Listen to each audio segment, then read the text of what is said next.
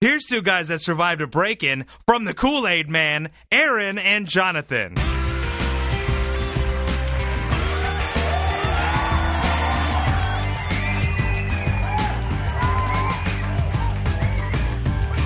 Howdy, and welcome to episode 49 of In the Rabbit Hole's Urban Survival Podcast.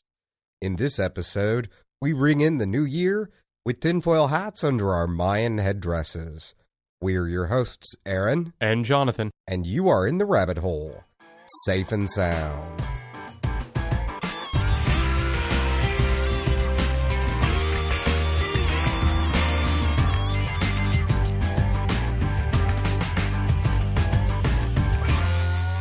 Today's show is sponsored by Cat's Coffee. If you're looking for truly exceptional coffee to help you survive the morning or the next zombie apocalypse, you need to be drinking Cat's. They specialize in the finest coffee from sources that prioritize environmental responsibility and are fair trade certified. Their goal is to achieve perfection in every cup. Check them out at Katz, K-A-T-Z as in zebra, coffee.com. Or click on their bright green banner on the site and make sure you're dealing with an official sponsor of the show. Again, that's Katz, K-A-T-Z as in zebra, coffee.com. All right, so today it's a brand new year. It's 2012, and we're going to kick off the year by taking a quick look back at 2011, and then, of course, the best thing we could possibly do is talk about all the craziness that's about to ensue. Oh, yeah. So, by the way, for those of you who checked, the leading headline this morning, and it changes regularly, but the leading headline in the Associated Press this morning when I woke up and checked it was, "Let's hope the Mayans were wrong." That was the leading headline. So we'll get back to that in a little bit, but let's start with kind of the year in review. And one of the things I want to say, and I know, Aaron, you totally are in agreement with this, is this show's been a blast. It really has. I think we both really enjoyed doing it. I think, one of the things about doing this show, especially on a weekly basis, minus, taking off last week, yep. For one thing, it forces us to constantly examine and re-examine the issues that we talk about on this show. And I think that's also one of the reasons why we really push the forum so much. Is the best way to really engage in these topics is to talk about them and to really not just sit and let them be this cloudy image in your head, but to actually talk about them. Yeah, I think it allows us to live it a little bit more. Mm-hmm. That's, I think that might be one of the ways to look at it. And by the way, any of you listening can do the same thing, not necessarily with the podcast, but you can definitely use the forums. You can communicate it to your friends, communicate it with your loved ones. I think the whole communication thing, it's the best way to learn, to kind of go out there and talk about things. But it's been really exciting. I think, the people we've gotten to talk to with our interviews this year. Oh, yeah. I mean, come on, that's just been great. I mean, for us, and I'm sure hopefully it was good for everybody listening too. And I want to talk to more interesting people going forward. So as listeners, please let us know, who else do you want us to talk to? Because there are people out there that we don't even think of. I mean, not because we don't want to, but because we're doing so many other things and the show and our own prepping and everything, that sometimes there will be something we read that was great. We've incorporated into our lives, but we don't even remember the author. It's not because we don't want to, but just because it's difficult to remember everything and fit everything in. So if there are people you want us to talk to, let us know going into 2012. We got a whole year ahead of us, and we don't plan to stop. Absolutely not. And, one of the other really exciting and interesting parts about this was all the fans that we've gotten to talk to and connect with. Oh, yeah. I think that's been, to me, that's been one of the biggest parts of this. I mean, it's been fun talking to authors and everybody else, but to really connect with the fans, I think that's, and we talk about it all the time. That's what this is really all about. It's about community. Yep. So I'm going to do a quick shout out to Mike. Hope your holidays are going well.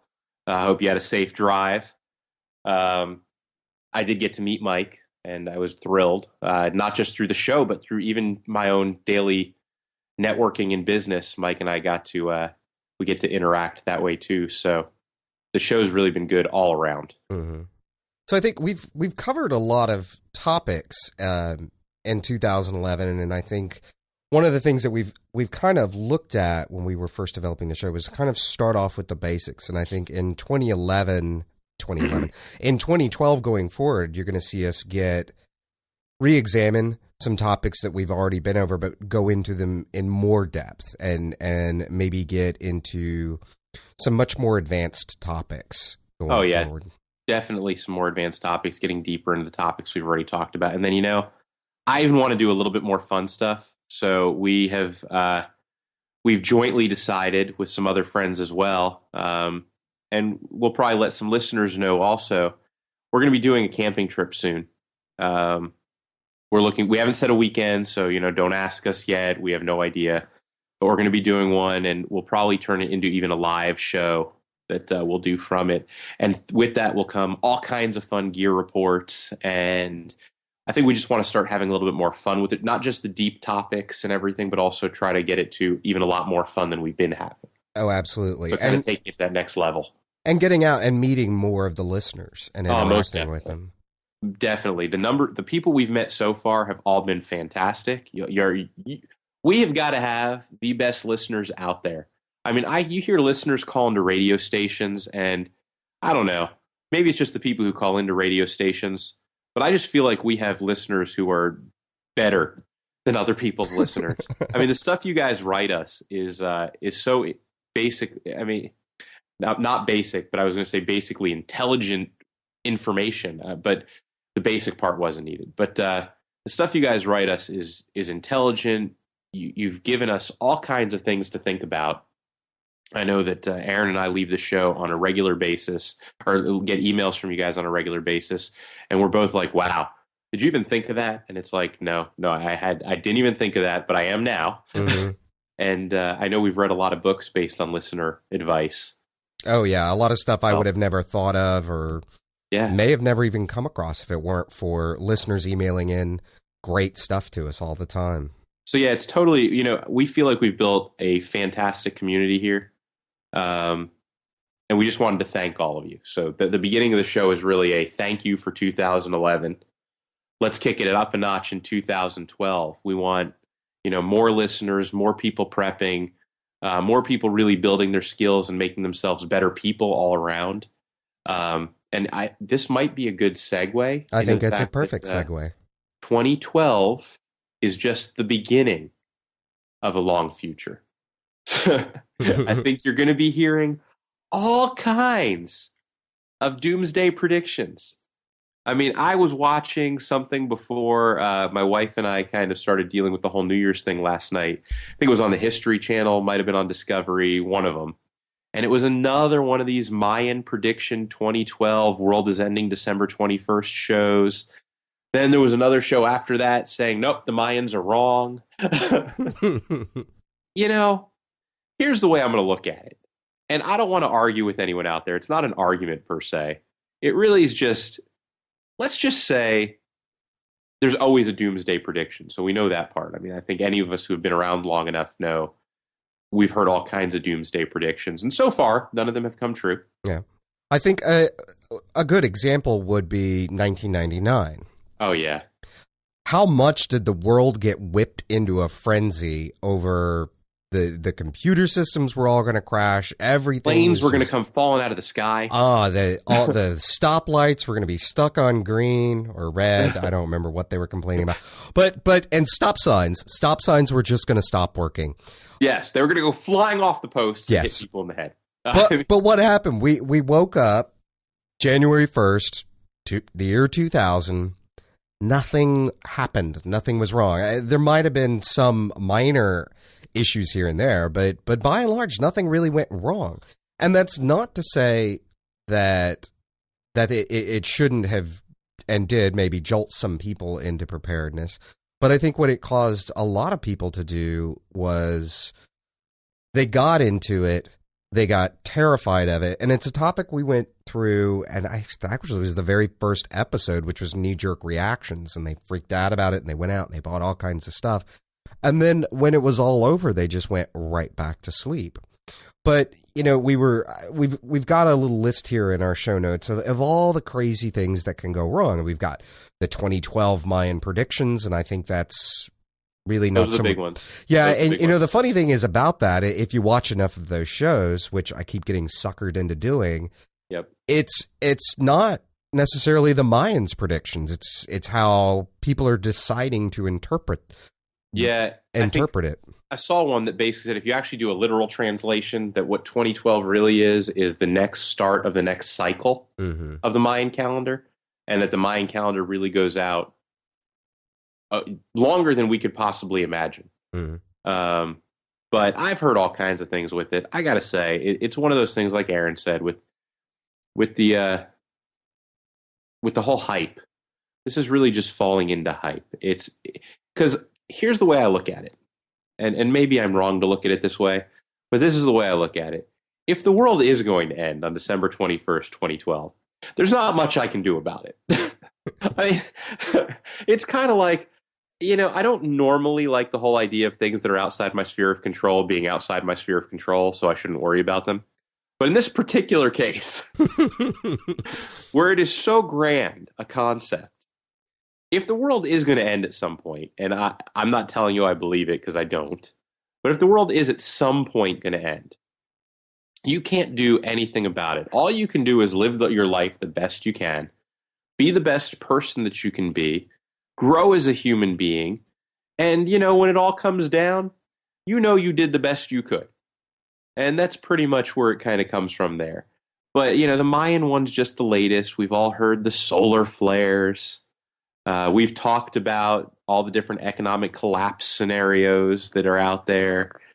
Nuclear war. For those, I did not grow up, in the nuclear war era. I mean, I did in the 80s, but I know Aaron and I are, a little younger than that. But for those of you who are a little bit older, who remember the duck and cover stuff, nuclear war was the big, world's going to end. Yeah. And now we have everybody worrying about Iran getting nuclear weapons and what that could mean for the stability of that region, or even what that'll turn into for the world. And yeah, that's something to be concerned about.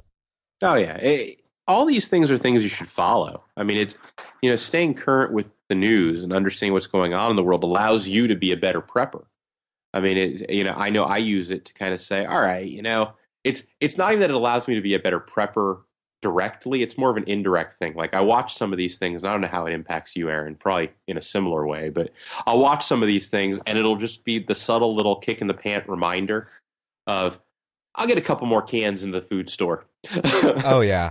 I think what I usually have to, I've had to impose a rule now. If I'm watching one of those shows, I'm not allowed to have my laptop with me, or my iPhone, or my iPad, because I will get online and start buying stupid crap.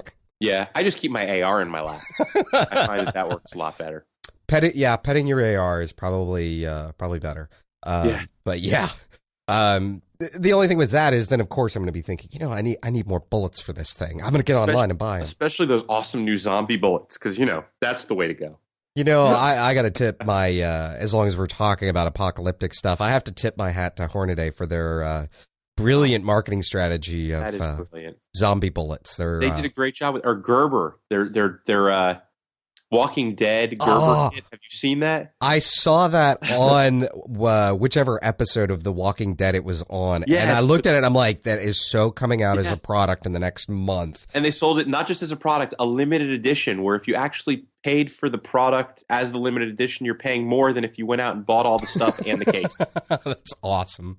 I mean, come on. So again, it goes back to, don't let people play on your fears. I mean, that's never been what the show's been about either. This is all about us getting together as a community, preparing, and not getting crazy. Don't get crazy. Yeah, and I think pandemics. That's another one we keep hearing about. Yeah, it's like we've been a real big world for a real long time, and while there are pandemics, it does happen. Medicine is better than it's ever been before. And things can still happen. Don't get me wrong. I'm not telling you that it won't. I mean, I wouldn't be in the prepper world if I thought that nothing was ever going to happen that's bad. But at the same time, this kind of goes back to the whole prep the best you can, do what you can, and be prepared. And don't sweat the stuff you can't do anything about. But that's not to say you should label everything as, oh, well, I can't do anything about that, so I'm just not going to Exactly. think about it. Yeah, you should be prepared. But I love that Boy Scout motto. It's the best one I've ever heard. Be prepared.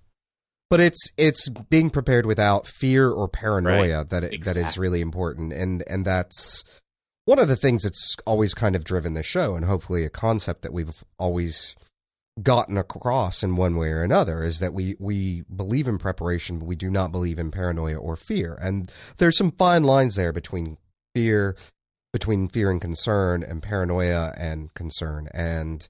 Except that zombie government apocalypse. That I'm a little paranoid about that. That's different because that's not real paranoia because it's real. Exactly, exactly. That is real, and of course we will be doing another Halloween episode of that in 2012. Although Mayans might be involved somehow this time, I'm not really sure. Mayan zombies coming back from the dead. Could be. Could be. So George Soros and his Mayan zombies. Sorry, I had to. And it'll be on reality TV. Yes. Because, reality TV truly is the great apocalypse that is about to visit us. Because I swear, if I see one more reality show, I'm going to frickin' go postal. But there's that one called Virgin Diaries.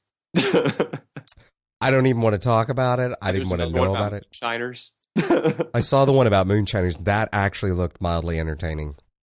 But I think going forward in this next year, not to change the subject, but to change the subject, going forward into this next year, I think what we can expect as a community is to see the media, maybe not right away, but slowly. You're going to see more and more TV shows about it. You're going to see more articles about doomsday predictions. You're going to see more people that have never had an interest in survival or preparedness all of a sudden dive into it. Like I was talking about a minute ago with 1999. All these people all of a sudden went, oh crap, there's a problem, and I'm going to throw money at the problem and buy a whole bunch of junk that I don't know how to use, or, I'm going to buy a bomb shelter or whatever it was they did. Yeah. And they got whipped into this frenzy, and I think... Right. And the nice part is we'll know that all of us, meaning you, me, our listeners, we'll all be in a much better position than they are. But we're going to... Here's the other part that I'm kind of afraid of is going to happen in 2012, too. And hopefully all of us can really not pay attention to it that much. There's going to be a group of the media and of what I'll just quote, unquote, just imagine me doing air quotes now, mainstream media saying that all of us doing this prep are crazy. We're nuts. We're just falling into the standard, reaction of the doomsday folks. But that's the whole point. We're not. There may be some 2012ers out there getting into the doomsday hype. There may be some people who are afraid of nuclear war getting into the hype, and like Aaron said, going out and buying a bunch of stuff. But the idea is, as a prepper is a lifestyle. All of us are doing this not because we're afraid of the next nuclear apocalypse, but because we're preparing for every day. Exactly. And I think that is the most crucial point, and a point we've made a lot of times, and it's the rule of 80-20. Prepare for, if you prepare 80% of the way, then you're pretty much good through almost 100% of the scenarios that could happen in your life. And the other 20% is stuff that really is out of your control, like we were talking about a few minutes ago. If a solar flare happens and scorches one half of the earth, or whatever, nothing anybody can do about that, because first of all, solar flares would reach so deep into the earth's crust you couldn't dig a hole deep enough to get out of the way. It's kind of like I'm going to quote the Homeland Security guy from our CERT class. What happens if what do you do if a nuclear missile hits Houston and you're in Dallas? Well, it depends on the size of the nuclear missile. Okay. Then somebody asked, what happens if you're, in the suburbs of Houston and a nuclear missile hits Houston? Well, that's Dallas's problem. And it's a valid point. It's kind of like if a nuclear missile is coming for your city, or a solar flare scorching the half of the earth you happen to be on, there's very little you're going to be able to do about that scenario. Mm-hmm. And I think as preppers that are already into it, we were joking and kind of alluding to the idea a minute ago about that I don't like to sit with a laptop or any kind of electronic devices while I'm watching any of this stuff because I know myself. I'll get sucked into it and start being goofy. It's easy to do because it's there's a little bit of fun aspect to it also. Oh, yeah. Because if you're listening to this show, there is a good chance that you like the toys as much as we do. Mm-hmm. And the fun part about prepping is there are a lot of toys. And there's, I think it's so easy to get whipped into it and sucked into it. And maybe even if 2012 is not a concern of yours, just the constant bombardment that's going to end up coming from the media, from television, from every angle, it could touch upon the things, because we all have, all of us that are in this community and in this lifestyle all have something that does cause us great concern. And so it's not necessarily that you'll get whipped up about 2012, but it's the mentality and the energy can easily get you more concerned about whatever your major or whatever the number of major things are in your life that worry you.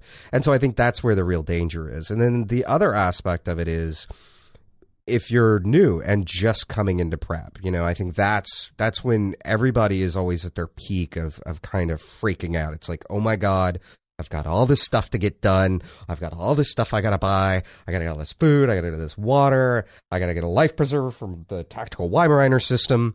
Yep. Whatever it is that you're thinking. And I think that's the part that bothers me most about what's coming in this next year is all of the people that have never been into prep or never been into survival before that are going to flood the market and be buying everything under the sun up.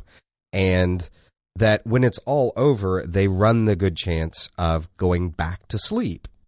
And going back to sleep is a concept that most people in the community are probably pretty familiar with. But for those that aren't, the expression of when someone goes back to sleep, it essentially means that whenever they've prepared for that singular event, and that we'll call it 2012. Well, if we wake up in 2013 and nothing happened, most of those people will go back to sleep, and that they will say, oh, well, whatever it was I was worried about has now gone, and there's no more of a threat anymore.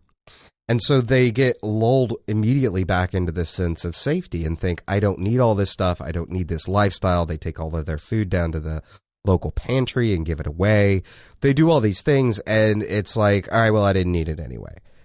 You know what it reminds me of? It's the kid who says, I want to learn to play guitar. I want to learn to play guitar. I want to learn to play guitar. Parents buy them a guitar. They take 2 lessons and go, oh, this is hard. Yeah. And then that guitar ends up getting pawned a year later. Mm-hmm. And I think it's that same thing. It's a lot of people go into this almost with this is the serious Jonathan now coming out, almost like a childish attitude.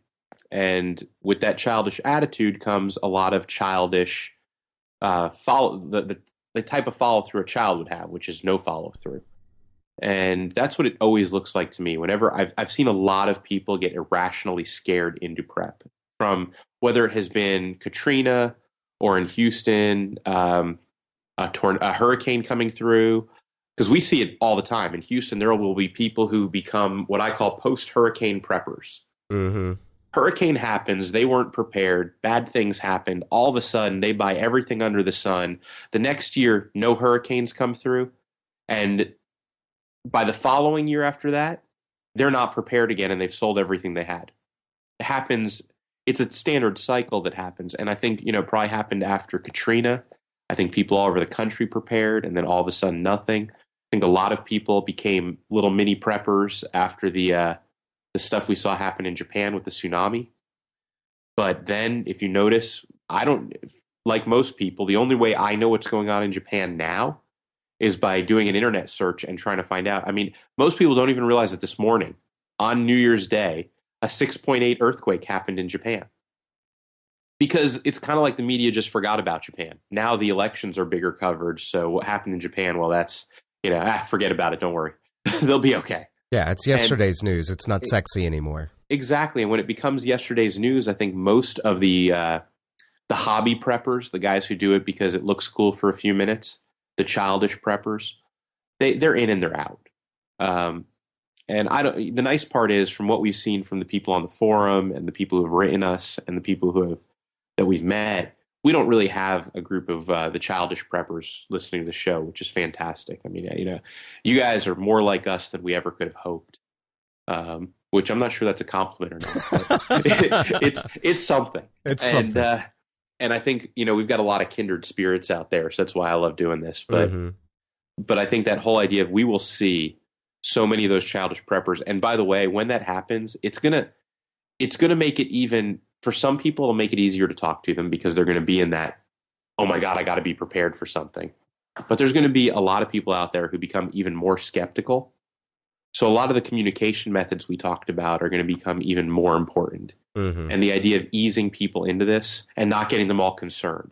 Don't throw out, oh my God, 2012's coming and we need to be prepared. It's got to be that same subtle, bring them in slowly, or you will end up with a lot more of that childish prepper. And that's just going to frustrate you. I mean, every time you see that happen, you're just going to get frustrated. Yeah, I think whenever somebody starts asking me about it and I see them go too far, too fast, it's and then drop out and go back to sleep. It is frustrating. It's very frustrating. But I think that's another expectation you kind of have to have going into this next year. And I think this next year is a perfect time to bring up another thing, which is this, we're going into a big election year here in the United States. And it's going to be everybody that is worried about what Obama is going to do to gun rights, and people that were never concerned about it before are also going to, because that's another thing that's going to get whipped up as going forward. And people are going to start going crazy with guns. If you thought the last election where people were buying up, they're going to ban everything, and I'm not siding one way or another. That's not even where I'm going with this conversation. Where I'm going with this conversation is, I really think in the next maybe 4 to 6 months, maybe even a little sooner, you're going to start to see gun prices go through the roof again. You're going to see ammo go through the roof again. You're going to see ammo shortages. And which always ends up compounding the problem, because then everybody starts acting nuts, kind of like they did with after the tsunami in Japan, where what was it, a bottle of iodine tablets went for like $100 or something crazy, and they normally sell for like $10 or whatever they go for. Yeah, I think if ammo storage is part of your prepper plan of any kind, so even if you're storing 22 ammo, if you want to store a little bit of 308, you might want to move that a little bit forward in the timeline, not because we think that things are going to get crazy or anything's going to get banned, because I don't think either one of us is trying to get that idea out there, because it's not something either one of us believes. But what we both think, and we've talked about this a lot, because of the way people think, by this summer, prices are just going to go way back up to where they were right around the last election. And for those of you that remember it went to kind of nasty. I mean, it just got expensive to even shooting 22 went up in price a lot. So there are a lot of places where you can buy cases of 22 ammo relatively inexpensive, and a case is 5,000 rounds. 5,000 rounds is a lot. It's not your lifetime supply or anything. I know it sounds like a huge number, but it's a big number. It can get you through many, many months of regular weekend practice. But I recommend, if you've got ammo on your prep list, which you probably should have some, definitely you might want to move that purchase up a little bit. Again, not because we think it'll be banned, but because we think the prices are going to go way up. Yeah, and that really is all we're talking about here, is that the buying frenzy that's going to ensue because of the elections and because of the giant influx that the community is going to see, at least in the short term, is that's two major contributing factors to that industry. And so I think if it's something you're, like Jonathan would say, if it's something you're concerned about, it's something you should address sooner rather than later, because later it's, and the other side of it is, if you're not in the position to do anything about it, don't freak out and feel bad that you can't do anything about it. No, not at all. No, because the prices will eventually normalize again. It happened last time. It'll happen again. So don't go freak out. It's just, if it's on your plan, but you had planned for, say, doing it in July, August, maybe swap it with something you plan to do in February. and move that thing you plan to do in February to the July, August timeframe. I mean, it's just as you watch your finances and do your planning, if you can move things around like that, great. If you can't, don't worry about it. Yeah. And I think on a similar thread, you're going to see probably a lot of prices go up and a lot of scarcity start to happen as we get closer and closer to December of 2012. I think. Oh yeah. As it's the iodine example is an extreme example, and when December 1st hits, we probably will see some things go to that extreme level. But I think by and large, you're just going to see a lot of shortages and a lot of prices start going up. MREs are probably going to start becoming hard to find in the next, 6 months as people start buying those up. I can see that. Totally see that. What else? Just general, any kind of general survival gear. You're going to see the military surplus stores doing very well, probably. Water filtration systems. I mean, just all lanterns. Tinfoil. Because there's going to be a lot of people needing some really big tinfoil hats. Man, I have got a pantry full of that stuff just for my giant tinfoil hat. I put one on the house. Oh, that's good. That's good. I'm glad to hear. I don't want them seeing into the house. So that way, when I'm in my house, I can wear a much smaller tinfoil hat than when I'm outside the house. Yeah. Because otherwise, they can get into my brain. I can't. I just. And when I say they, I mean Mayan zombies. Well, George Soros is leading them, and it's just no good. He is a Mayan zombie, in case you didn't notice. That's probably true. I know. And wow, that's bizarre. But I think going forward, I think it's going to be a great year for preppers. I think there's going to be the for rational preppers. Yeah. Well, there's never really a good time for irrational preppers. Well, but I mean, and I think the only reason I'm saying that is for all of us. So the people listening, you, myself, this is going to be a really good year because I think this is going to be the year where we can be out there going, to our buddies. Everybody was worried last year about telling their friends what they were doing or the year before. This is the year where you can be like, yeah, I'm prepared. Yeah. I have been for a while. And I think the thing that will catch most people off guard in 2012, if you start talking to them about it, is go, no, I'm not preparing for 2012. I'm preparing for every day of my life going forward. And that's the message. Get it out there. Mm-hmm. Do it as much as you can. Get it out there. Don't be prepared for whatever it is. I think it's December 21st, right? I think it's December 21st. Yeah. Yeah. It's don't be prepared for December 21st. I mean, you want to be prepared for that day too, but you also want to be prepared for December 20th, April 30th, June 21st, June 22nd. I mean, you want to be prepared for every day, for whatever scenario might come your way. And like Aaron said, you can't be prepared for every possible event. But at the same time, you can be prepared for every day-to-day event. And that's the way to do it. That really is the way to do it. Because if we go back and really look at, and we haven't really talked about Spirko's disaster matrix in a while, but I think that really is, for people that are new, it's something to really take a strong look at as you consider what you're doing with your prep. And even those of us that have been in prep for a while, it's always good to go back and really look at it. And it kind of helps you tone things down a little bit and bring them back down to maybe a little more reasonable. And the quick and dirty version of it is that the greater the impact scale, the lower on the scale of likelihood that disaster is to happen. So let's say losing a job, because that's pretty devastating, but it's personal. It affects your life, and maybe it affects your immediate family's life if you're the sole provider, or even if you're not. I mean, most families are working off dual incomes. So that is a lower, as far as how far reaching of a disaster, that's not very far. That's just you. That's personal. But on the likelihood scale, it's very high. And then the inverse of that is, 2012, we'll say asteroid comes and smashes into the earth and just rips off one whole side of the earth. I don't know why I'm only killing half of the earth today in my analogies, but the point is that is extremely far-reaching, obviously. That's global in scale, but it's extremely unlikely to happen, at least in our lifetimes. So, and I think it's it is the inverse relationship between those two things. How far-reaching something is, whether it's personal, regional, local, or global, versus whether or not something is personal and whether or not something is just going to happen to you or to your neighborhood. And so going forward, I think it's important that with each thing that you do, whether you've been in it a while or not, to really kind of picture that in your head when you worry about a particular issue.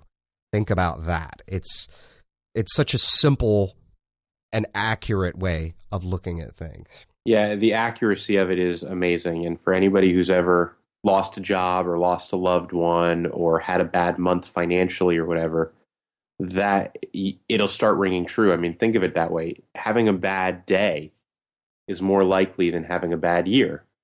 And it's that same idea of having a personal individual event happen to you is much more likely than a nuclear missile hitting Houston. Mm-hmm. And I think one other thing that's kind of to watch out for, and maybe in yourself, but probably not, since you're listening to this show, you're probably already into this stuff and thinking about it. But somebody commented on an article I wrote for a website about a week ago, and I was talking about food storage, and it was basically the same topic as this episode, I mean. And the person's response was, well, okay, yeah, that may be a good idea, but I'm not going to do any of that until I actually start seeing the alerts. And I'm thinking to myself, that's wow, that's so short-sighted, because when the alerts go off and when we're told to take action, that's kind of the point at which government has said, or whatever body is saying it's time to prepare. It's too late. Right. Because they're telling everyone else also. And so everybody is rushing out. Everybody is, the thing about, like in the Northeast, every time there's a snowstorm, everybody goes to the grocery store and clears it out, and there's nothing in there. And they didn't, there's no bread on the shelves. And it's like, really? You see somebody with 3 loaves of bread? I always love the Houston thing where it's like the day before a hurricane, everybody's looking for bottled water. Oh, yeah.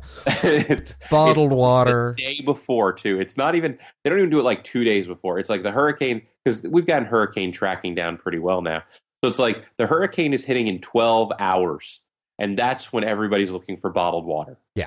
Bottled water and plywood to board up their... Oh, yeah. Every Home Depot has somebody going, you got any more plywood? Mm-hmm. And tarps. And every grocery store, where's the bottled water? Oh, we're out. Although I always really like seeing the guy with the huge cart full of plywood and no nails, screws, or anything that he's apparently going to use to attach it. So yes, I had a neighbor who did that. Came back with all the plywood, literally laid it out, and then was like looking in a box for nails and screws. Couldn't find them. Ended up going back. Came home because they were all out of nails and screws, and was just like laying this plywood against his house, which, by the way, for those of you who don't know, laying loose wood out in a hurricane is a bad idea.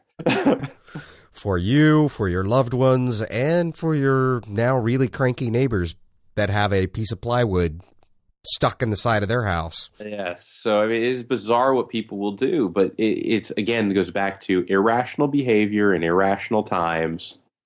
And it's all about being a rational prepper, not thinking that the world is going to come to an end with every prediction you hear, because it's not. Eventually, it may happen. I don't think it'll happen anytime soon, but eventually it might happen. When it does, nothing you can do about that particular event. An interesting thing, as long as we're, the show is largely inspired by the 2012 Mayan predictions. Yep, and zombies. And, well, always zombies. Zombies are always part of the show, whether we talk about it or not. Yep. But, it's funny. I was watching some documentary on Notre Dame the other night, or at least I had it on the background while I was working on something. And I caught something in the very end, and it's like, even if you're into mythology, the interesting thing that I overheard with Notre Dame was even he was like, oh yeah, there's going to be weeds higher than the knee, and no man is going to know whose land belongs to who. But the other side of that is it goes on and society rebuilds. Right. And that's an important thing to remember, that we prepare for the future for to get us through to better days.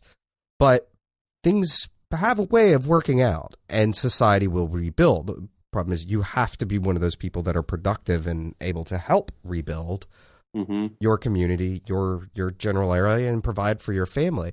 But I think that's an important takeaway from this, that the doomsday scenario where we see civilization just rotted away, I don't think we're going to see that, like Jonathan was saying a minute ago. I don't think we're going to see that in our lifetimes. It's not to say it can't happen, but even if it does, society does rebuild. People are social animals, and no matter how much chaos the survival community thinks will come from disasters, that may be an initial reaction, but ultimately people come back together. They form societies, they form communities, and they rebuild. On that note, just really quickly, I'm going to throw in, I just saw something by a very famous gun writer writing in an article in a pretty known magazine. But what he was alluding to was disasters, natural events, black swan events. None of these are excuses to go out and shoot people you don't like. And the reason I'm saying that is, his point is that society always has a way of coming back around and not just rebuilding, but punishing people who have done things against society. And he used a great example. He actually used two, and I'm going to give both of them. One was the Nazis. And his point was that the Nazis believed they could use a cause and go out and kill people. And in the end of the day, when World War II was over, one of the things that many of you will remember from images from school or movies you've seen was a lot of Nazis hanging from nooses after those trials. And the other thing that you may remember is during Katrina, there were people who committed crimes and murders. Well, all of them were also tried. And in case you don't know, Louisiana does have the death penalty. And many of them are on death row. So at the end of the day, even during really bad events, things have a way of pulling themselves back together, and people who have done wrong do get punished. That's not to say you shouldn't protect yourself in these times and everything else. So when things do fall apart, you still want to be prepared and you want to be able to protect yourself. But at the end of the day, the point of all this is rationality does return. Society has a way of pulling itself back together. Civilization always pulls itself back together. We always, people talk about moving from order to chaos and chaos to order. At the end of the day, human beings are social creatures. That's what we are. We like society. We like civilization. We live in, that's the way we live, in groups. And those groups form communities. Those communities have rules and laws. And at the end of the day, we tend to take those pretty seriously. So nothing lasts forever is basically what I'm saying when it comes to a disaster, at least. Disasters end, things return to normal. Mm-hmm. And to kind of wrap up, I think, going forward, let's make 2012 a year of personal growth and being better prepared, but also being aware of all the people that will be coming into prep, and hopefully making a difference in helping those people prepare in a healthy, rational way that is going to be productive for the rest of their lives, not just for some mythical doomsday event. Yep. Now put your Mayan headdress down, hug a loved one, and welcome to 2012. And with that, we wrap up episode 49. Thank you for listening, and Happy New Year. If you liked the podcast, make sure to leave us a review in iTunes. It helps others find us. And if you didn't, well, why not tell us about it using the contact form on the site? Seriously, the show's for you, the listener, and if you have something to say, we're listening. Be sure to connect with us through Facebook, Twitter, YouTube, and the Urban Survival Forum through the links on the top right-hand side of the site at www.intherabbithole.com. Also, don't forget to sign up for the newsletter. By connecting with us, you'll receive updates about the site, notifications of new articles, and podcast episodes. That's right, we're not just a podcast. Every week, articles are posted to the site that cover all manner of topics relating to surviving in an urban environment, whether in good times or in extreme circumstances. Show notes are posted with each episode, where we invite you to comment on the show, interact with us, interact with each other, and let the world know what you're thinking. From the Lone Star State, till next time, stay safe and sound.